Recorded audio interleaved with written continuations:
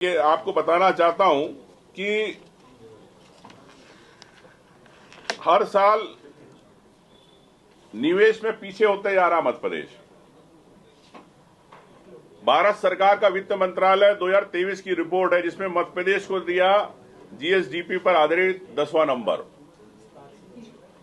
2022 में export प्रीपेयरनेस index NITI Aayog ने 10 number दिया एक्सपोर्ट के आधार पर। तो सरकार का विजन ये 10 नंबर 15वें नंबर पर स्थिति बन रही है। तो स्पष्ट है कि सरकार का विजन ये उद्योगपतियों को लाना नहीं है, यहां सिर्फ प्रचार करना है, इवेंट करना। अब यही बात मैं विश्व की बात करूं, वैश्विक मंच पर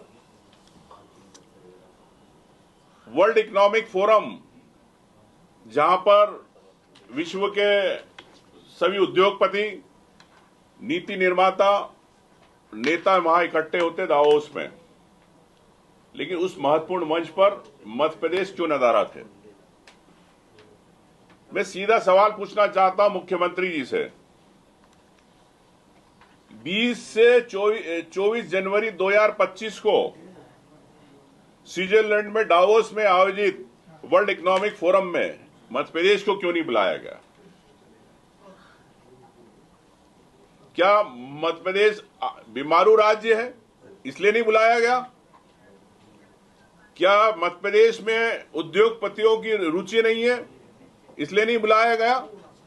क्या मध्य प्रदेश के अंदर उद्योग के लिए जो अनुकूल वातावरण की बात करते हो, इजी डूइंग ऑफ बिजनेस की, आप एकल खिड़की की, तो क्या मध्य प्रदेश में ऐसा माहौल नहीं है? क्या मध्य प्रदेश में उद्योगपति या छोटे व्यापारियों के साथ भ्रष्टाचार ज्यादा हो रहा है सरकारी महकमे में, इस कारण यहां पे नहीं आ रहे? तो मैं समझता हूं कि इसी कारण हम लोग विश्व मंच पे अपनी पहचान नहीं बना पा रहे।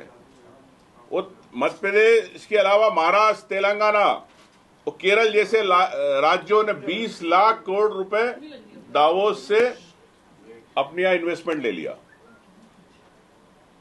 तो ये प्रमाण है कि विश्व मंच पर भी जाओ, आप ग्लोबल इन्वेस्टर मीट करते हो, लेकिन विश्व मंच पर आपको बुलाया नहीं जाता। तो ये इससे सीधे आपको पता है कि किस प्रकार से ब्रांडिंग की सरकार चल रही है। अब रही आईटी और स्टार्टअप की बात करने चाहूंगा। नए युवा स्टार्टअप खोलते हैं आईटी सेक्टर में, बेंगलोर गए, ऐसे ही वहां पे बहुत बड़ा आईटी हब है, कई दिग्गज कंपनियां पूरे दुनिया की वहां पर है बेंगलोर में। लेकिन मैं मुख्यमंत्री से पूछना चाहता हूं, क्या कारण है कि मुंबई, चेन्नई, बेंगलोर में अगर स्टार्टअप और आईटी कंपनियां जा रही है, लेकिन इंदौर, भोपाल या प्रमुख शहरों में क्यों नहीं आ रही मध्य प्रदेश में? मैं समझता हूं कि इस दौड़ में मध्य प्रदेश पीछे छूट गया है। और आउटलुक बिजनेस मार्च की रिपोर्ट है, इसमें स्टार्टअप आउट परफॉर्मेंस रैंकिंग के अनुसार मध्य प्रदेश 15वें स्थान पे है। मतलब ना यहां पे युवाओं के लिए टेक्नोलॉजी को लेके कोई इन्वेस्टमेंट है,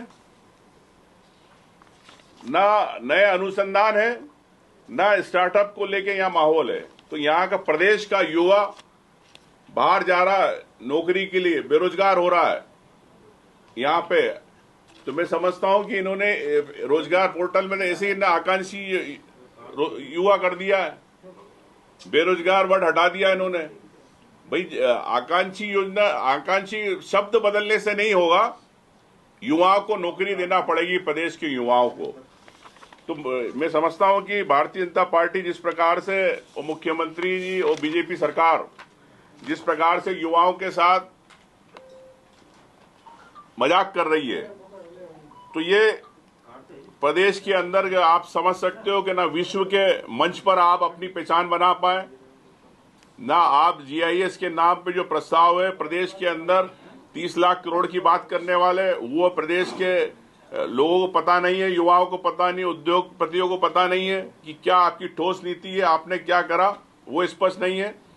स्टार्टअप के लिए आपके पास व्यवस्था नहीं है। और एक सबसे महत्वपूर्ण बात मैं ये भी कहना चाहता हूं कि एमएसएमई की जो ये बात, इतने सारी बात इन्होंने करी है, इसके अंदर 25-26 में विभाग ने 1785 करोड़ रुपए रखे।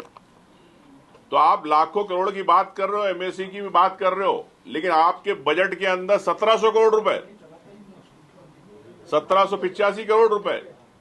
तो सरकार सिर्फ इवेंट की बात करती है, ब्रांडिंग की बात करती है, लेकिन बजट में पैसा नहीं रखती, ना युवाओं के लिए ना उद्योगपतियों के लिए।